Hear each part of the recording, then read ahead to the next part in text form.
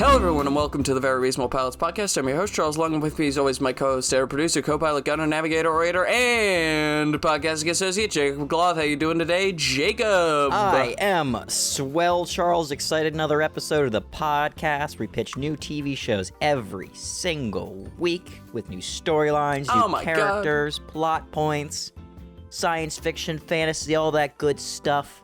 And this week, Charlie... Sometimes we do a play or a film or something else. That is right. That's Last not week a TV you gave show? us that brilliant play with Phoenix Excrementi. But But this week you've given me already have given me a title, which was Theater Macabre, which I only gave you the first episode last time we were out. But now, Charlie, I have the rest of the show, episode 2 through infinity, all ready to go. And maybe this time we can figure out what the title means. Yeah. Maybe this time you'll know what the title. Because last time I kind of left you on a, cliffhanger, and I never exactly connected it to the title of the show, which you at the moment didn't realize, but you realized later, like, wait a second, this didn't make any sense. I did realize it when I was watching the short on YouTube. I was like, holy shit, this has nothing to do with the macabre or theaters at all. Yeah. So I am excited for how you tie everything all together. Last night I was racking my brain trying to figure out what title I gave you for this week, and I just couldn't. So it's a surprise for me, because I forgot that you were doing season 2.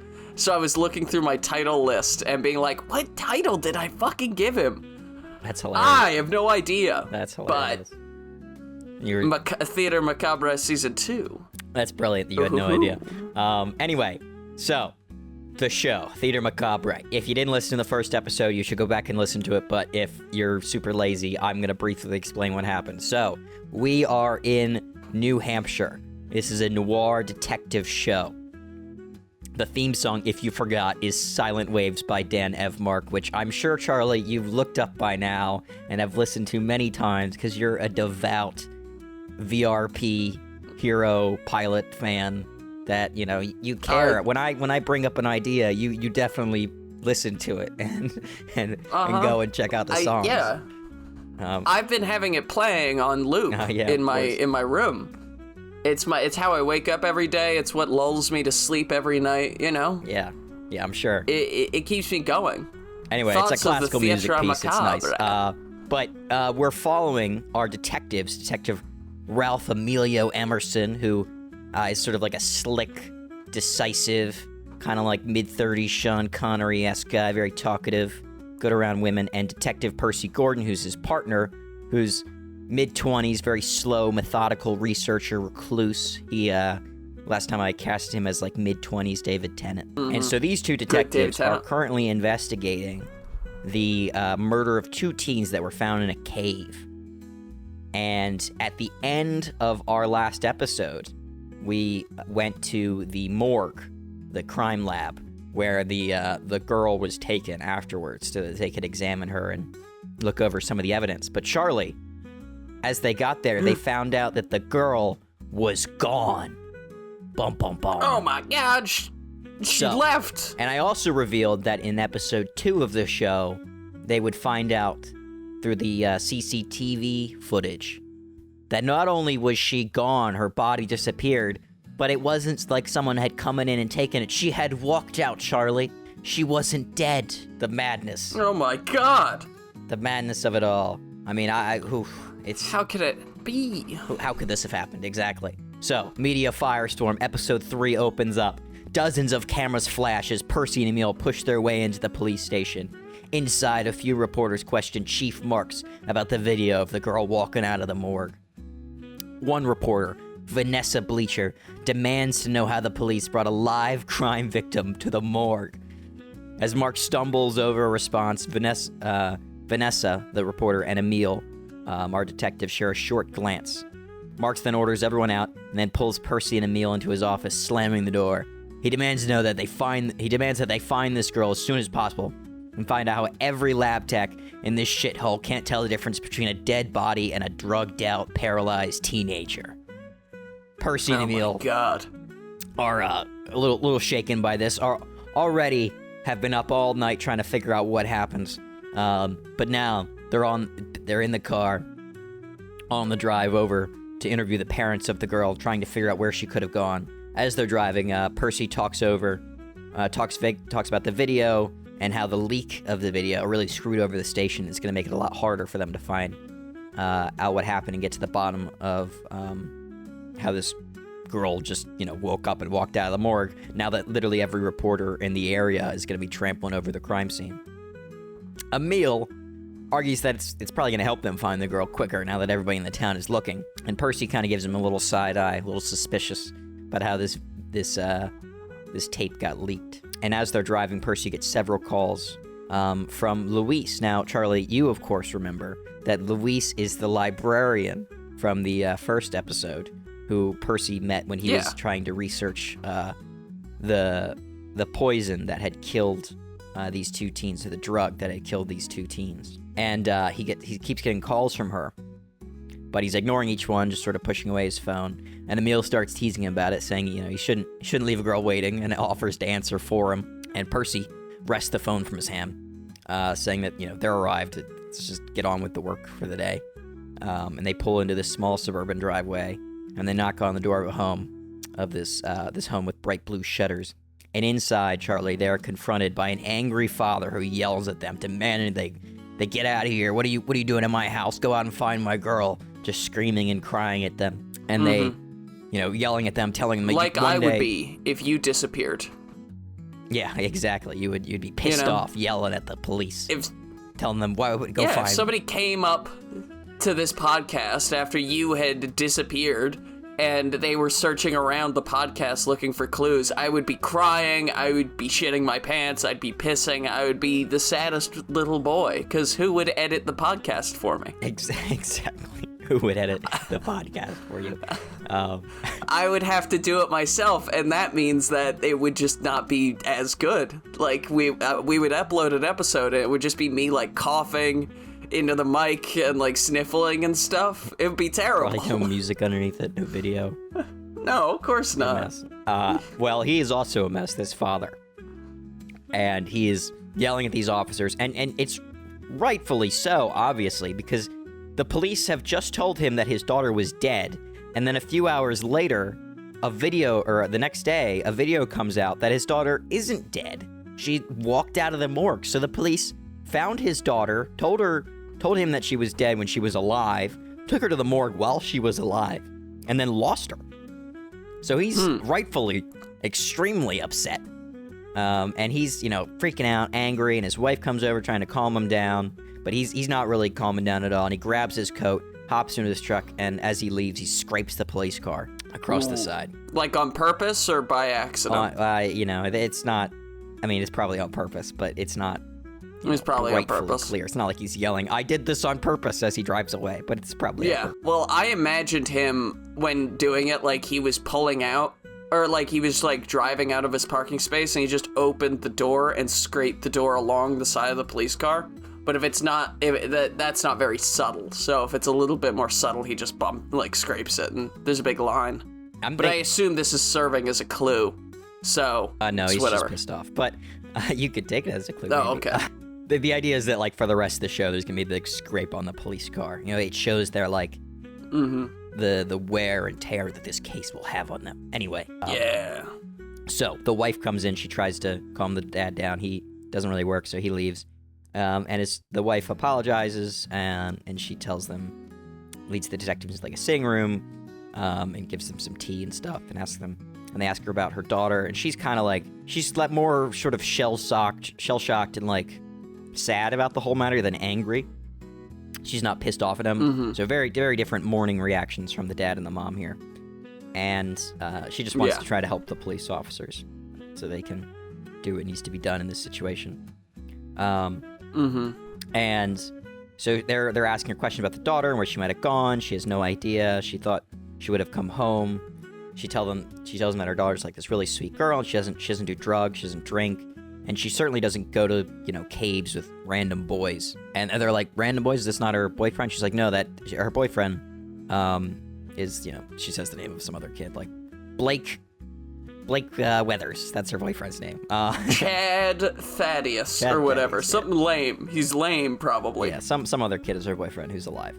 And Percy asks if she has any friends that, they could talk to and figure out where she might have gone. She says all her friends are really freaked out about the whole thing, and, there was even talk about canceling the other performance. And Emil cuts in. He's like, What do you mean by that? What are you saying, other performance? And she says that they were meant to do another show in honor of her daughter and the boy, but they don't think they can do it now that everything's, it's meant to be like a memorial to them, but now that they found out that she's actually missing, and they're even more worried about her, and they just want to find her, they're going to cancel the show. Emil's like, what do you mean by show? Like, what are you saying? She's like, the mother's confused. She's like, the play.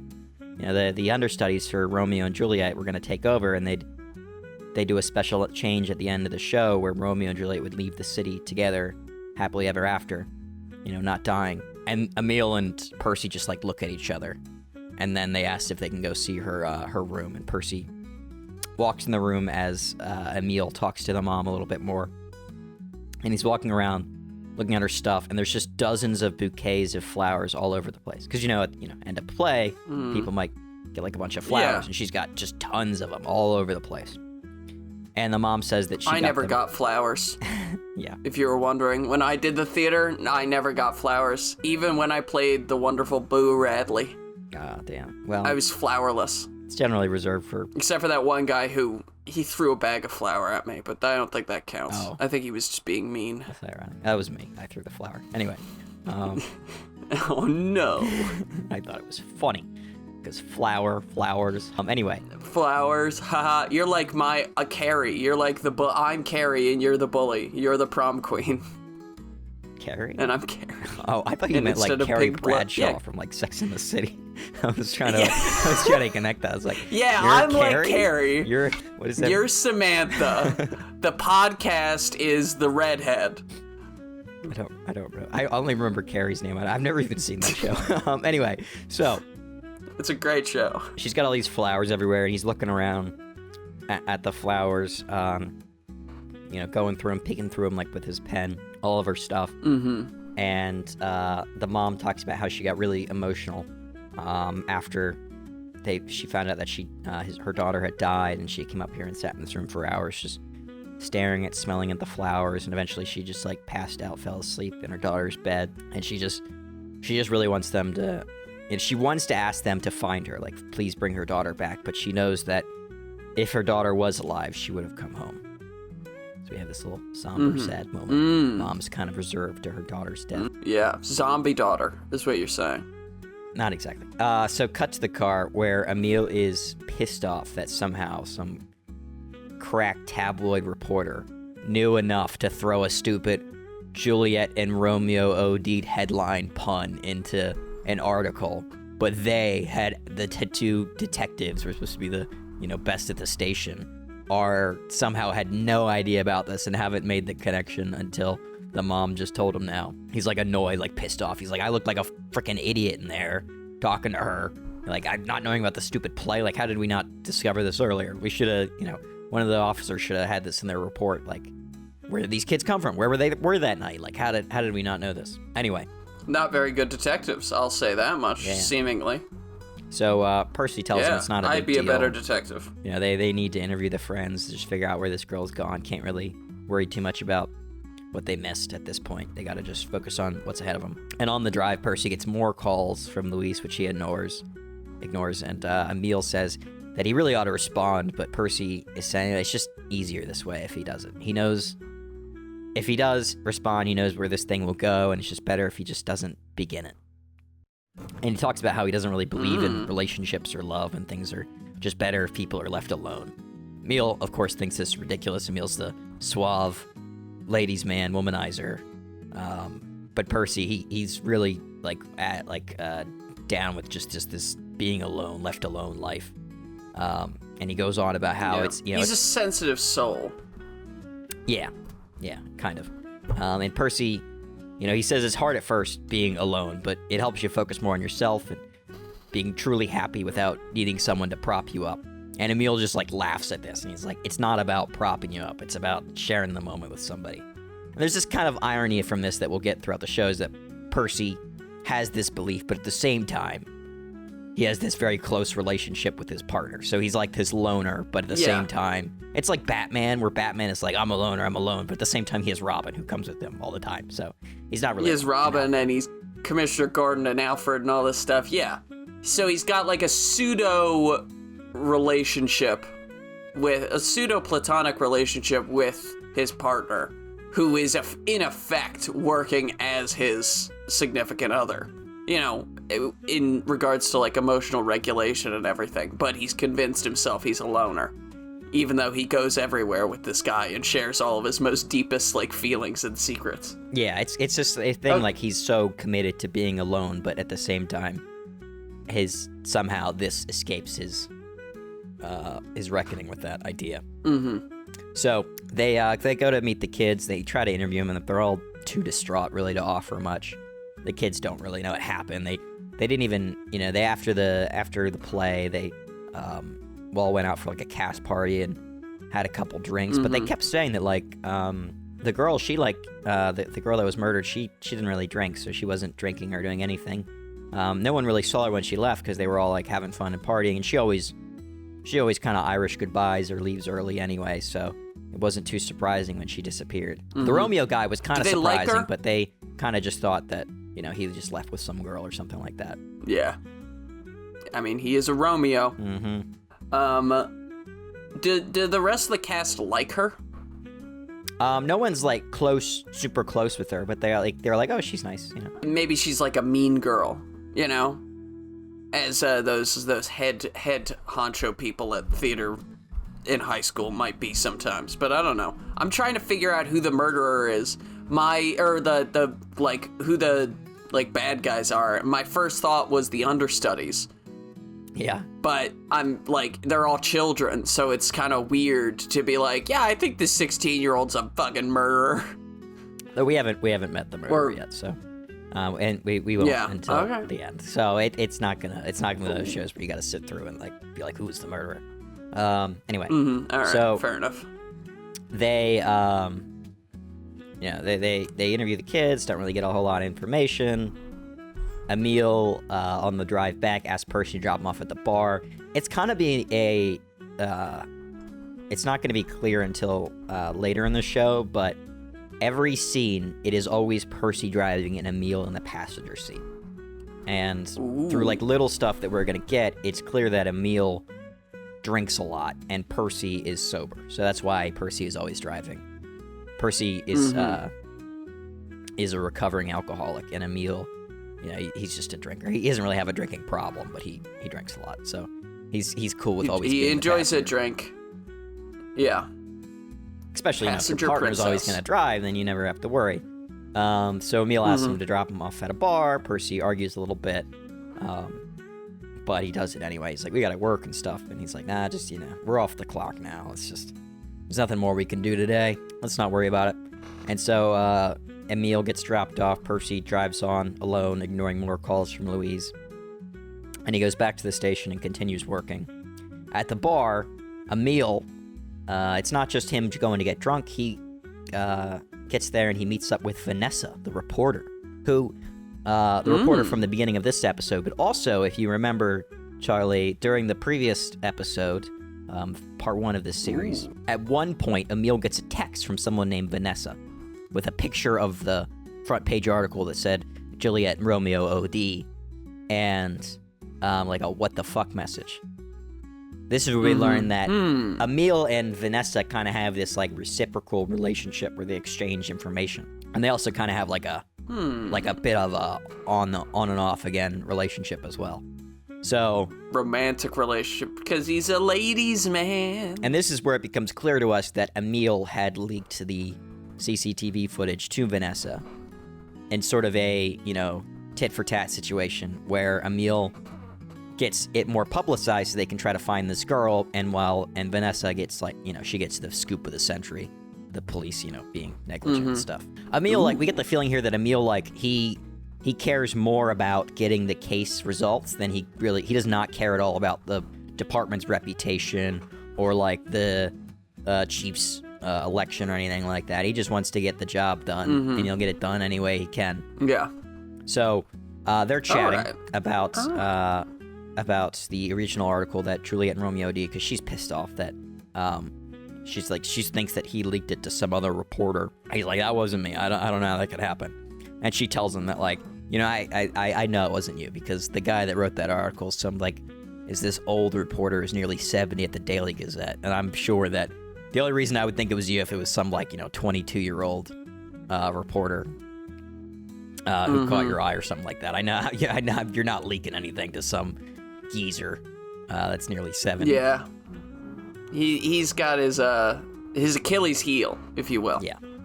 So pretty gals. he also like they're chatting and stuff, and they end up sleeping together ending up together that night.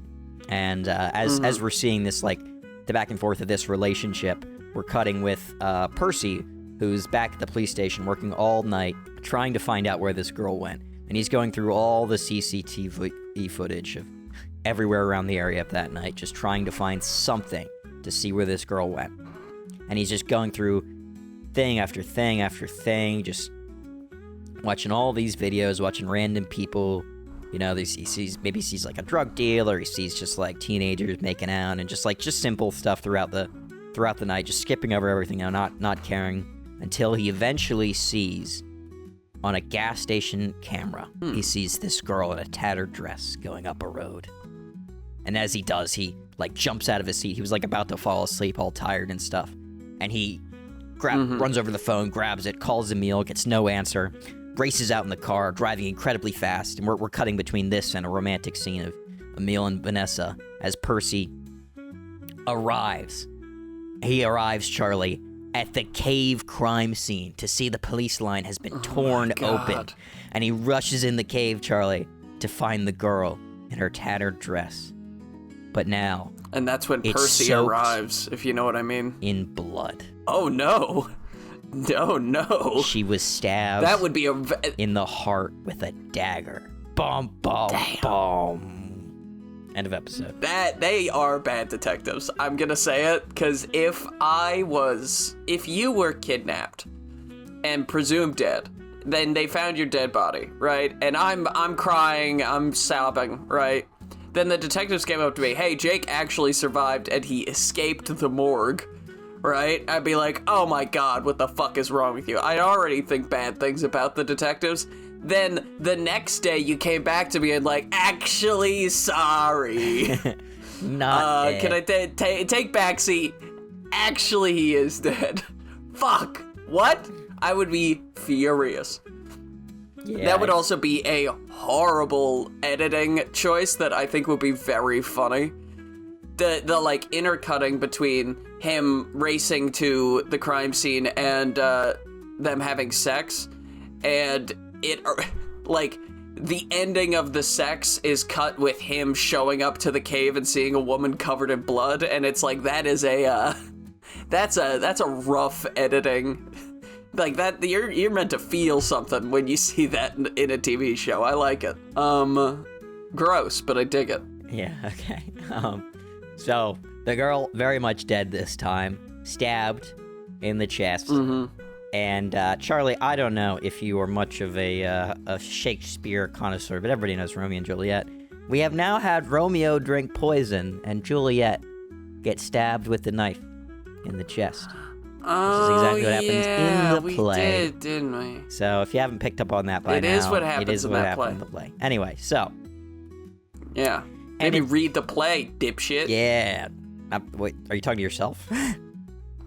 I've read the play. I've read Romeo and Juliet. I'm talking to the audience members. I'm talking to our illiterate audience members. Well, watch the play. We don't know if they got it. They might have got it. They might have understood, you know? We have a very intelligent audience, Charlie, and they all are well read. And I think everyone's read Romeo and Juliet. It's probably mandated. And like they shove it down your throat. It's not hard to find. Yeah. Leonardo DiCaprio. I get it. Yeah. I get it. Exactly, Leo. So, next episode, an intense investigation ensues that consumes the town, with Percy and Emil at the center of it, looking everywhere for the killer. They're going, interviewing tons of people, scouring the crime scene. It's massive. There's they've completely marked out the trail of her entire walk from the morgue to the cave. Earlier I told you about how the DNA or the testing lab was backed up for months, and so it was gonna be a while for them to test the chemicals that they found in that bottle. Yeah. Now things are expedited massively. So they're analyzing the dagger right away for fingerprints and DNA and all that stuff. All the resources they need. The state's come in providing them money and stuff to get everything to fully back this investigation to find out what the hell has happened here, because this is an insane scenario, and the news is of course all over this. Vanessa is constantly asking Emil for more information, trying to figure out the latest on the case. And Percy and Emil are under immense pressure trying to find out what the hell happened. And it starts off kind of, not cocky, but kind of sure that it's going to work out, because they've never had this many resources before. They've never had this kind of support before and backing from Chief Marks. And they're really putting in all the hours they can to try to figure out what the hell happened here. But as the weeks, Charlie, as the days pass, the weeks pass, and eventually the months pass, the energy kind of falls from the case a little bit. The state starts caring less. The newspapers first turn, they're supportive at first, but then they turn kind of angry, and now they're turning to other stuff. They're not really caring as much about what happened. Yeah, apathetic now. Because, Charlie, they're going through and no one else is on any of the cameras. There's nobody else. It is just her. There's one shot of her from that gas station going up towards the cave. And in the cave, on the dagger, there's no other DNA. There's nothing. It's just her fingerprints on the knife. And to the media, to Chief Marks, it's clear that she just killed herself. She woke up in the morgue, walked out to the cave, and killed herself. And no one can really understand why, but they know that that's what happened. And there's conversations of we never know why people commit suicide and all that stuff, but Percy and Emil are they just can't believe it. It doesn't make sense. I can't understand. There has to be something more. Why did he die? Why did Romeo die? This can't just be some two teens that murder themselves. This can't truly be Romeo and Juliet. That's too insane for that to be the truth. Yeah. But the rest of the town kind of falls into it, because that's it's the most logical inference from the information that they have. But as the detectives, people close to the case, the friends and the family, they all can't really believe it. But time passes. Emil kind of falls away from the case a little bit, and Percy just keeps looking into it, but he can't find anything. And as we go through the rest of the season, it's gonna slowly destroy him to the point where he ends up drinking again, and he gets put on leave from the force. Oof. And two bad things to have happen to a cop. Exactly. Yeah, get kicked off the force. Classic turning in your badge and gun, all that kind of stuff. Yeah. So, I'm kind of running through the rest of the season doing the now. cases. Yeah. Yeah, so I'm assuming he's doing the research. I can see him flipping through the manila folders, right? And he's sitting in a coffee shop, and then a few more months pass and he's sitting at a diner, or a few more weeks pass and then he's sitting at a bar with no drinks, and then another few weeks pass, he's sitting in the bar and he's got a beer, and then we cut to he's got 3 bottles of empty whiskey in front of him, and the case file is just splattered everywhere, and he's asleep on the bar, and everyone's like, oh man, he's back on it again. God damn it. Yeah. A depressing fall into alcoholism. Mm-hmm. And so, ends up, he's, one night, he's off the force now, and into the 5th or 6th months of suspension. At this point, he's thinking he's not going to get his job back. And he's not really working to get his job back, because it's kind of contingent on him not being a drunk. And he's on this heavy drinking spree, and he's out at the bar asking for another whiskey. It's 1 a.m, and he feels a tap on the shoulder, and he turns around expecting it to be someone who's gonna start a fight with him. And he turns around, and it's Louise, Charlie, the nice librarian What? that we met in the first episode. Great. And I thought it was the dead girl for a second, and I was like, what the hell? How many times is this bitch gonna die? You know, Louise, the nice librarian from the first episode that he blew off. And she is upset, obviously, with him. This is the first time she's seen him in a long time, and he's just this rambling drunk, and she really gives it to him, like, pissed off at him. She's like, I'm glad I didn't go out with you. Like, you're just a complete mess. And, you know, really would it have been so bad just to give me a shot, just to never respond? He tries to, like, explain his side of things, but he's a drunk. He's not only is he not explaining it well, but his argument is, like, really bad anyway, so it's really not selling on her at all. Yeah. And she... I don't believe in relations. Everybody should be by themselves. Yeah, so it's really not working. And she goes into a rant that basically kind of mirrors the earlier rant that we heard from Emil, who at this point, you know, at that point when Emil gave the rant, Percy had this sort of he had this friendship at least. He had this thing that was helping him, you know, showing them that even though while he believed he didn't need any sort of companionship, he still had his partner, his friend. But at this point, he's off the force. He does not have his partner, his friend anymore. Because that was, you know, while they were friends, to Emil, to Percy, he could always kind of get away with having it because it was a work thing. But now that they're not working together, he's like kind of just blown off Emil and just doesn't hang out with him anymore. And he's almost too embarrassed to hang out with Emil anymore as well, because he's off the force and he's totally fucked up his life. Yeah. And so he hasn't seen him in a while. Over this case that no one cares about. Yeah, now he just has nobody. And that's kind of what Louise is telling him a little bit. And she's like, you know, after all this, like, I wasn't even calling for any of this. I was just calling to tell you about your stupid fucking plant and maybe ask you to dinner. And he's like, what do you mean? What about the fucking plant? And he's like, well, yeah, I stayed up all night. I kept working. I found the freaking plants that met your description. And you didn't even bother to call back. Like, you know, you just completely blew me off. He's like, wait, what do you mean? Like the plants that met the description? And this is where we learn, Charlie, that there was two things that met the possible description. There was one fast-acting poison plant that would kill people by a couple hours after smelling it, and another one worked very similarly, except it would paralyze you.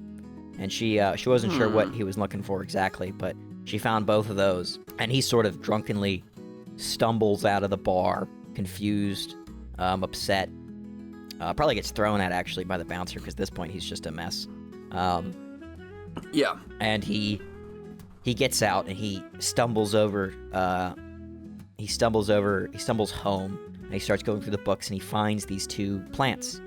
And Charlie, these two plants both look an awful lot like flowers. Bum, bum, bum. Could easily slide into a bouquet, per se.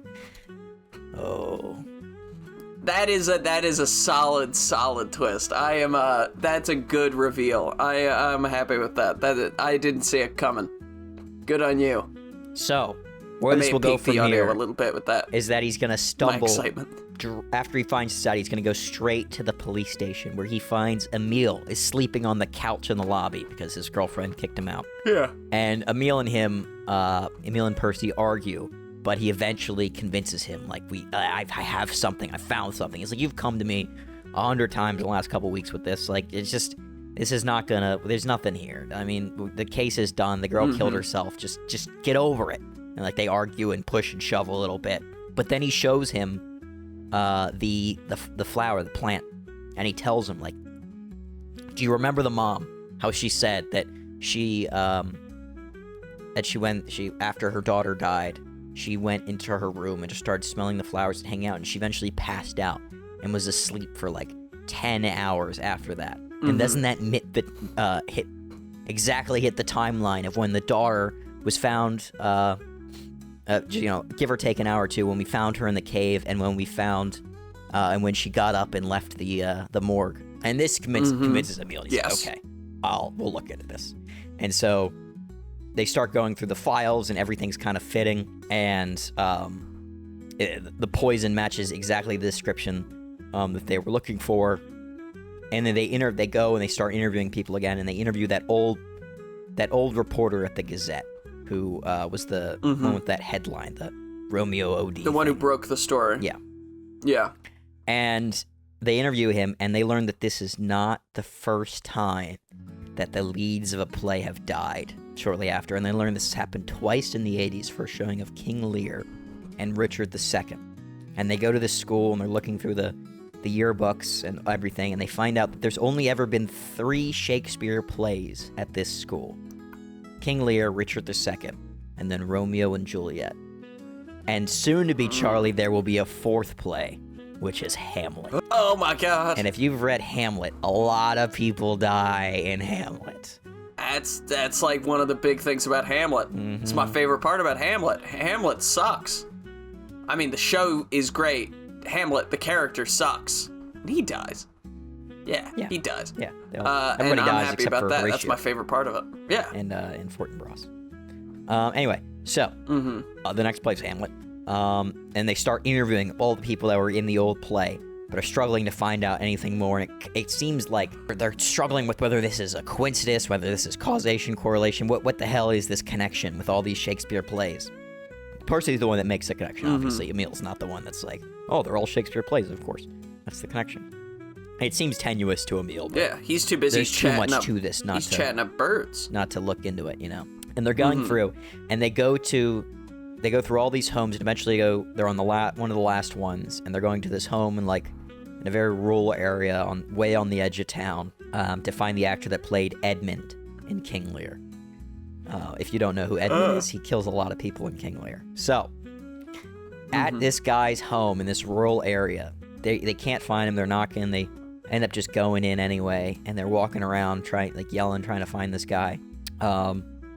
Sorry, I forgot to explain. The only Emil went to the farm to find this guy. Percy split off because he's going to go interview the cast members of Hamlet to see if they've seen anything suspicious around, because the first production of Hamlet is going on that night, and he's going to go to the cast party and try to figure out, if anybody knows anything about anybody's got maybe the drama teacher or something might have an idea, or any sort of connections to these old plays or anything like that.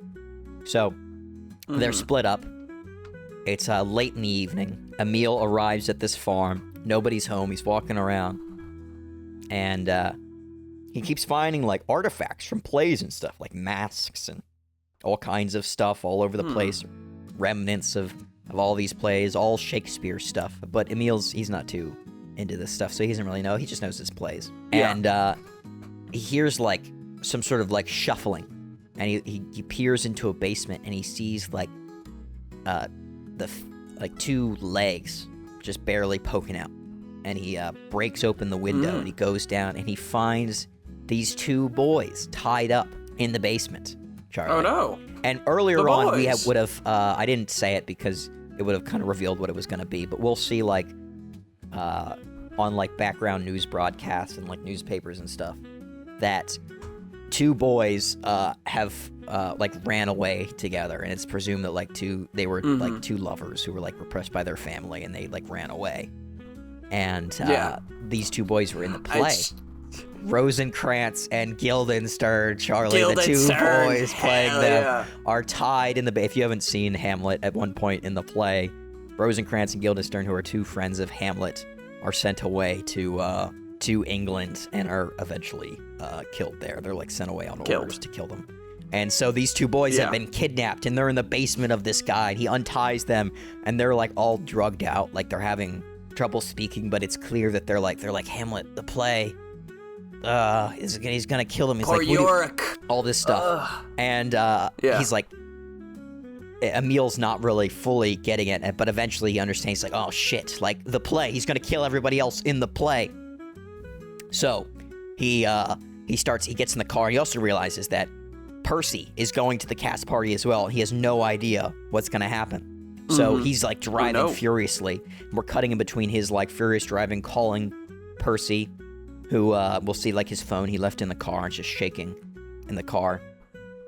And Percy is walking through the school, trying to find out where the cast members are, just going through. And we'll have this epic scene where maybe almost kind of like The Shining, where like an axe will come through the door, and he'll see this hulk of a man with a big axe, like was about to just break into the cast party and kill everybody. Because that's kind of the way Hamlet ends, is like the big fight and everybody dies. That's kind of what we're going for here. Yeah, everybody dies at the very end. Some people die before that, but yeah, I just wanted like a really big bloody ending. So that's kind of what's gonna happen here.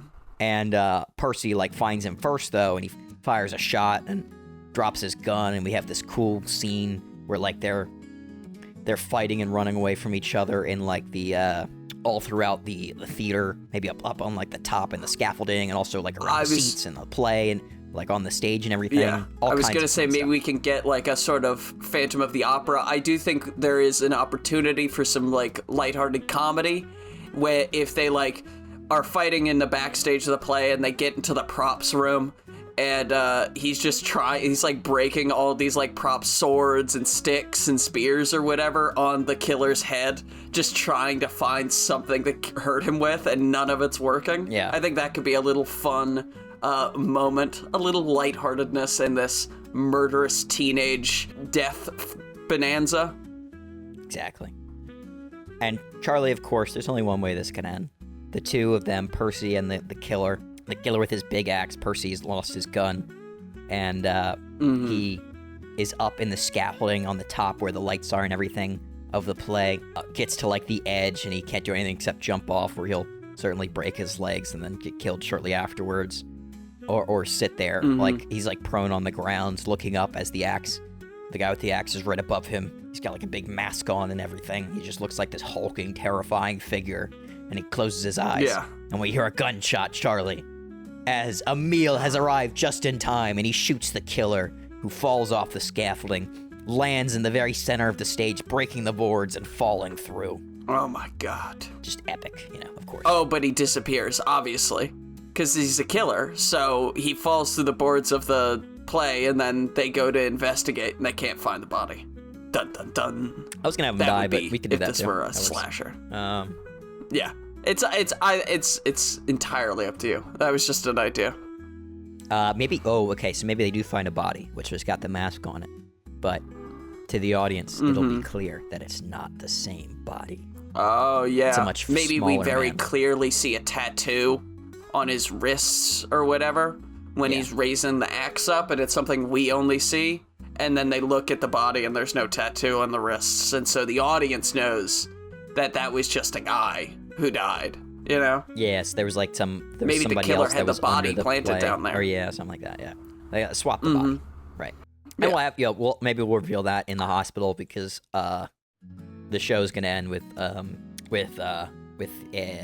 I guess it's gonna end with Percy in the hospital. I'm thinking that's kind of lame now in hindsight, but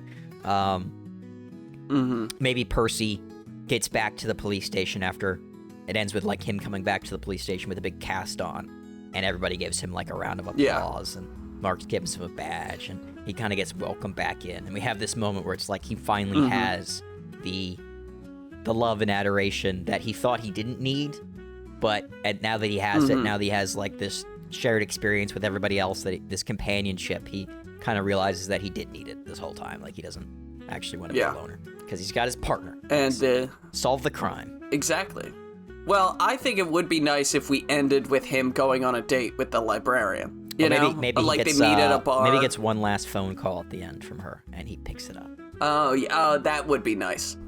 If he gets one, and there's he like just this sees party her. for him at the police station, and his phone rings, and he's like, "Oh, hold up, guys, I gotta take this." He walks outside, and we stay on his thumb. Emil inside, who's like just smiling, happy for him. Yeah, smiling, takes a drink, puts both his arm around two ladies, and starts like, "You guys know about Romeo and Juliet, right? Like classic womanizer kind of dude." Yeah. Maybe he picks up his phone, he sees it's Louisa calling him, his thumb hovers over the hang up button for a second, and then he takes it away and says, "Can you guys give me a sec?" Picks it up, puts it to his ear, walks outside. Yeah. And we're just like, God, good on him. In the last scene, also, maybe I did have an idea. The dead guy in the hospital, but it's not. We'll know it's not the killer. Yeah, we'll know it's not him. I did have an idea for the boys who were captured. I think they should be wearing a tragedy and comedy masks, because I think that's classic. Yeah. Theater stuff. But Charlie, that was Theater fun. Macabre. That was my show. Do you think the title makes sense now after? I think it does make sense. It is macabre, and it does surround the theater. I agree with the title now. The titling, it works for me. Thank you. I really like the show. It's fun. It's a fun action mystery thriller thing, and I dig it. I think it's got a lot of fun. I wonder because now the show, like season 2, is there now. A killer is targeting Tennessee Williams plays or something, like each season's a different writer whose plays are being targeted. Show, if anything. Well, then why is the killer has to come back? Nah, I think you just leave it. And that's it. All right, fair enough. Unless I make you do a Theater Macabre season 2. You can do a season 2 if you want. All right. Well, I really liked that show. That was fun. I was a classic VRP adventure.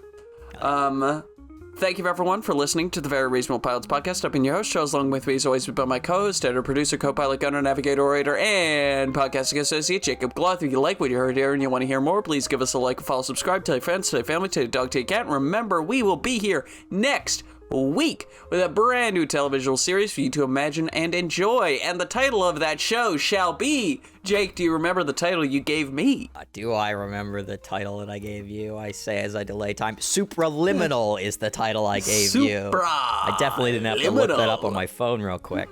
Supraliminal. Nope, why would you? To be very Supra, clear. Not super. It's Supra. S-U-P-R-A liminal. Not subliminal. Not superliminal. Supra. Are you excited? Do you have ideas? I am excited. Around I in your have brain an hole? idea. I had an idea. I wrote down the idea on a piece of paper, and then I read the idea again, and I crumpled up the piece of paper and threw it away. So I have to come up with a new idea. Hell yeah. I have a starting point. I know where the show's gonna start. It's sort of Memento-esque, but I don't know where it's gonna end. That's the problem. Okay. Interesting. Yeah. So, but I'll figure it out. I like this title a lot. I'm excited to see what you do. I feel like it's fun. Me too. Supraliminal. Supraliminal. It does sound cool. All right. Well, thank you all for listening, and please have a good night. We'll see you next time.